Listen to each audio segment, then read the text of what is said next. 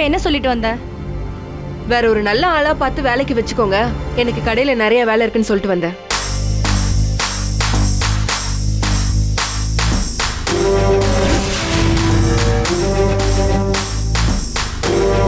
என்னக்கா இப்படி பண்ணிட்ட? நீ எதுவும் சொல்லாத.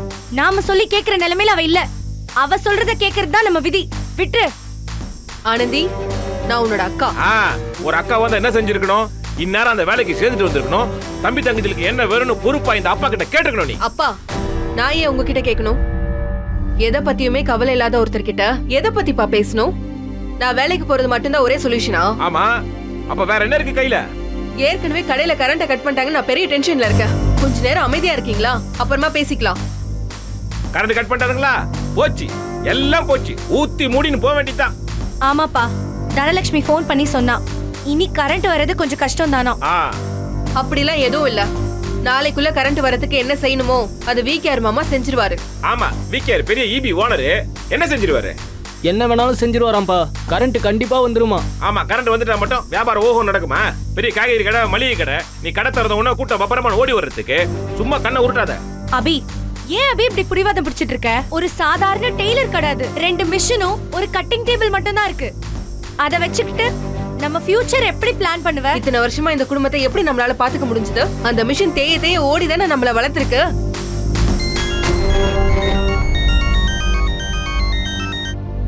ஹலோ, சொல்லுங்கண்ணா.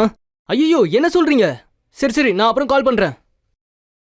அக்கா, கடைக்கு முன்னாடி பழந்தோணி போட்டாங்களாமே, நீ எங்ககிட்ட எதுவுமே சொல்லவே இல்ல. போச்சா? எல்லாம் போச்சு. இனிமே உன் கடைக்கு ஈ எறும்பு தான் வரும். அந்த ஈ எறும்பை வச்சு எப்படி சட்டை தச்சு குழப்பம் நடத்துறேன் நான் பாக்குறேன். எல்லாம் என் தலை வீதி. அப்படிலாம் எதுவும் ஆகல, அமைதியா இருங்க. சாயங்காலம் எல்லாம் சரியாயிடும். எப்படி சரியாகும்? 4 வருஷம் கழிச்சு போட வேண்டிய ரோட்டுக்கு தான் இன்னைக்கு குழி தோண்டி போட்டிருக்காங்க. அது வரைக்கும் ஈபில எதுவும் செய்ய மாட்டாங்க. கொஞ்சமாவது பிராக்டிக்கலா யோசி அபி. எது பிராக்டிக்கல்? சொந்தமா தொழில கையில வச்சுக்கிட்டு இன்னொருத்தர்கிட்ட கை நீட்டி சம்பளம் வாங்குறது தான் பிராக்டிக்கலா? அப்போ குழப்பம் நடக்காத கடையை கட்டி பிடிச்சி எழுது பிராக்டிக்கலா? சொல்லு, என்ன பாக்குற?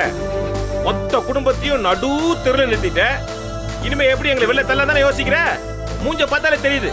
எப்படியாவது போ. நானே எவ்வளவுதான் அந்த குடும்பத்துக்காக உழைக்கிறது.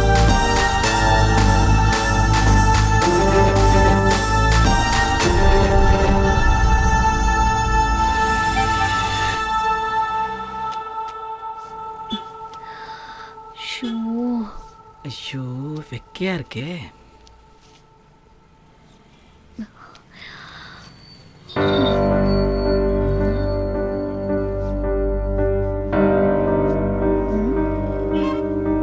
ஒருவேளை துணியை மட்டும் கட் பண்ணுமோ?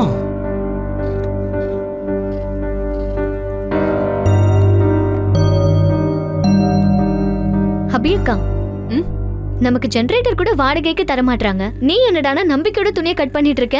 எப்படிக்கா தைக்க போறோம்? மா, எப்பவும் போல மிஷின்ல தான்மா தைப்போம். ஏ கணேசா, இது பவர் மிஷின்டா. கரண்ட் இல்லாம எப்படி தப்ப? ஓ, ஐ சி. இதுல தைக்கலான்னா நம்ம அபி விட மாட்டா. அம்மாவோட மிஷின்னு சொல்லுவா. சரி.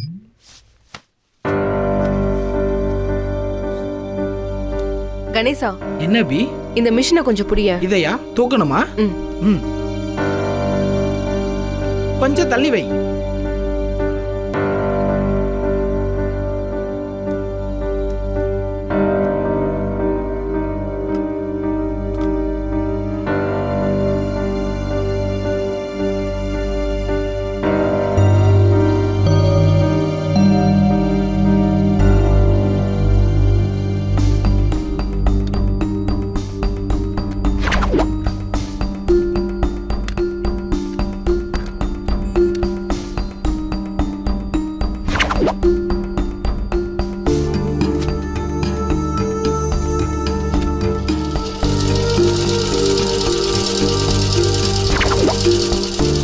அபி, என்னம்மா இது?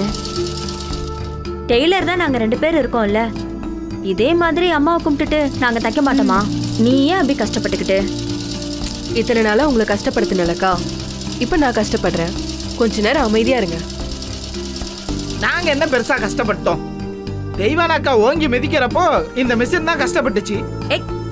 இப்ப இந்த மிஷின் கரண்ட்ல ஓடுதுன்னு அக்காவே இன்னைக்கு தான் கண்டுபிடிச்சது. நீ முதல்ல மிஷினை விட்டு எந்திரி, அக்கா வந்து மிதிக்கட்டுமே. கணேசா, காஜா போடுறதுக்கு ரெடி ஆகு. நாங்க சும்மா தானே அபியக்கா இருக்கோம். இன்னைக்கு நாங்க காஜா போடுறோம், கணேச வேடிக்கை பார்க்கட்டும். ஆமா, நான் இன்னைக்கு வேடிக்கை மட்டும் பாக்குறேன். ம்.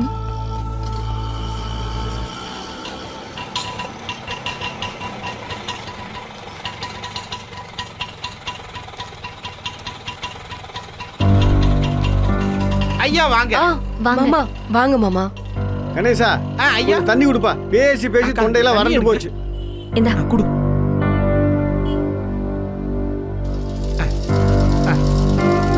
குடு. மாமா என்னாச்சு மாமா? ஈச்சனார் ஆபீஸ்க்கு போனா காந்திபுரம் ஆபீஸ்க்கு போன விரட்டுறானுங்க. காந்திபுரம் ஆபீஸ்க்கு போனா கணபதி ஆபீஸ்க்கு போன விரட்டுறானுங்க.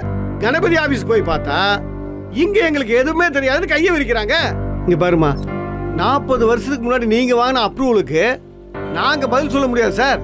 நீங்க சர்வேரை பாருங்கன்னு சொல்றாங்க.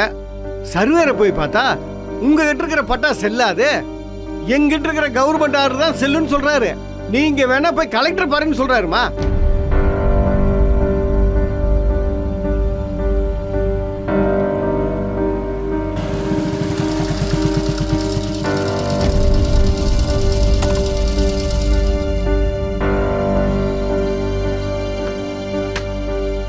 ஆமா, கலெக்டர் போய் பார்த்துட்டு வரேன்னு சொன்னே இல்ல, எங்க போயிட்டு வர?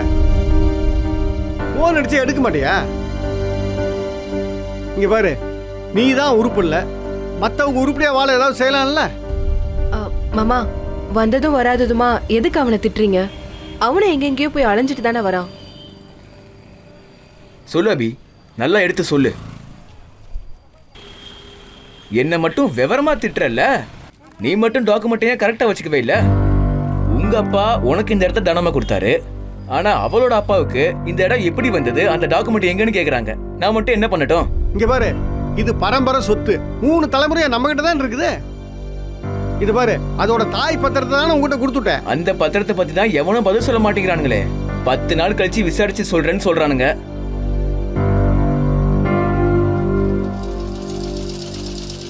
அபி, நான் தான் காலையிலே ஒரு ஜென்செட்டை கடையில கொண்டு வந்து வைக்க சொன்னனே, இன்னும் கொண்டு வரலையா? நீ ஏன் கால் வலிக்க தச்சுக்கிட்டு இருக்க? யாரும் தரல ரகு. ஏன் தரல? எப்படி தரமாட்டேன்னு சொல்லுவாங்க? கோயம்புத்தூர் ஃபுல்லாவே எல்லா கடையிலும் கேட்டு பார்த்தாச்சு. எல்லாரும் சொல்லி வச்ச மாதிரி ஒரே பதில தான் சொல்றாங்க, ஜென்செட் ரிப்பேர்னு. நமக்கு மட்டும் ஏன் தான் இப்படி எல்லாம் நடக்குதோ தெரியல. நம்ம யாருக்கு என்ன கெடுதல் பண்ணோம்? நீங்க யாருக்கு என்ன கெடுதல் பண்ணீங்க? பாவம் பொம்பளை பிள்ளைங்க. நான் தான் பெத்து வச்சிருக்கேன் உன்னை. யாருக்கிட்ட எப்ப என்ன பண்ணுச்சுன்னே தெரியல. உருப்படாதவன் அவங்க திட்டம் போட்டு பழி வாங்குறாங்க, அதுல நீங்க மாட்டிக்கிட்டீங்க. இங்க பாருப்பா, என்னை பத்தி தேவையில்லாம பேசாத. நம்ம சண்டையெல்லாம் அப்புறம் வச்சுக்கலாம். பாவம் அபி கரண்ட் இல்லாம கஷ்டப்பட்டுக்கிட்டு இருக்கு. அதுக்கு என்ன பண்ண முடியும்னு நாம இப்ப யோசிப்போம். இங்க பாரு, அதனாலதான் நான் படாத பாடு பட்டுட்டு இருக்கேன். ஒண்ணும் நடக்கலையே. விடுங்க மாமா, அம்மாவோட மிஷின் இருக்கு, என் கால வலு இருக்கு, தச்சுக்கலாம். ஆனா அக்கா, நாளைக்குள்ள 18 துணி டெலிவரி பண்ணணும்க்கா. 3 பேரும் மாத்தி மாத்தி தைச்சா கூட 10 துணிக்கு மேல தைக்க முடியாதேக்கா. ஏன் முடியாது? 2 மணி நேரம் 3 மணி நேரம் எக்ஸ்ட்ரா ஆக போகுது. ஏ கணேசா, நீ போய் எமர்ஜென்சி லைட்டை ஏற்பாடு பண்ண. அது 1 மணி நேரத்துக்கு மேல தாங்காதே. அப்புறம் அதை எங்க எடுத்துட்டு போய் சார்ஜ் போடுவீங்க? இங்க பாரு, நம்ம வீடு இல்ல, அங்க கொண்டு போய் சார்ஜ் போட வேண்டியதா? ஏன்பா, அது சார்ஜ் ஏறுற வரைக்கும் இவங்க எல்லாம் இருட்டிலே இருப்பாங்க. என்ன முட்டாள்னு சொல்றது இருக்கட்டும், நீங்க கொஞ்சம் புத்திசாலியா யோசிங்க. அபி, முதல்ல இவனை கடை விட்டு வெளியே போக சொல்லு. ரொம்ப ஓவரா பேசுறான். மாமா கொஞ்சம் அமைதியா இருங்க மாமா. என்னம்மா எல்லாரும் இவ்வளவு சிரமத்தில் இருக்கிறோம், இவன் பாட்டுக்கு புரிஞ்சுக்காம கிண்டல் பண்ணிட்டே இருக்கான். கிண்டல்லாம் ஒண்ணும் பண்ணல. இதுக்கெல்லாம் என்ன தீர்வுன்னு யோசிக்க தான் சொன்னேன். நம்ம வீட்டுல தான் கரண்ட் இருக்குல்ல, அப்படியே 2 வயரை போட்டு இழுத்து போட்டா இந்த கடைக்கு கரண்ட் வந்துட போகுது. அப்புறம் அவங்க வேலையை பார்க்க போறாங்க. இவனுக்குள்ள இவ்வளவு அறிவா? மாமா